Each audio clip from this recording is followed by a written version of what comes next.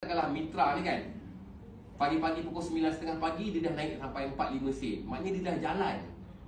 Kita kalau boleh cari scan yang tengah naik 1 sen, 1 sen setengah, 2 sen, dia baru-baru bismillah. Maknanya kita sempat lagi nak ride dia. Macam Mitra ni kan, kan kita masukkan sangkut pula. Kan pasal dah naik 4-5 sen kan.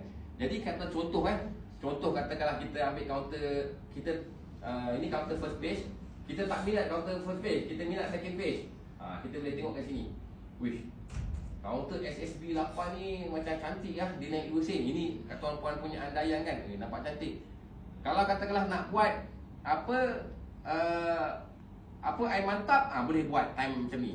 Kejap lagi kan dah kaji-kaji chart kau, dah nak masuk entry. Alamak, tak mantap pula kaunter ni. Dah rugi masa lah kan. Dah kaji-kaji kan. Okey, dah katakanlah ada jumpa SSB 8 ni, kita right click, kita buka interactive chart. Sebab apa kat sini kita nak tahu dia kat macam mana trend dia, uptrend ke, downtrend ke sideways. Okey. Jadi macam mana tuan-puan? Apa penilaian tuan-puan tengok SSB 8 ni? Apakah rentak dia? Dia nak menuju ke mana? Dia nak menuju ke atas ke bawah? Atas. Ke atas.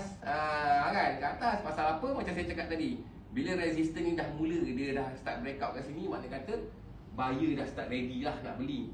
Okey, macam mana dengan tuan-puan punya penilaian volume macam saya ajar tadi? Okey tak okey volume dia? Okey. Volume yang paling cantik sekali, kaunter ni baru betul-betul bismillah. Sebab apa? Volume dia baru satu kali naik dan baru satu kali resistance breakout. Nampak tak? Kan? Ini adalah resistance yang pertama, inilah adalah breakout yang kedua.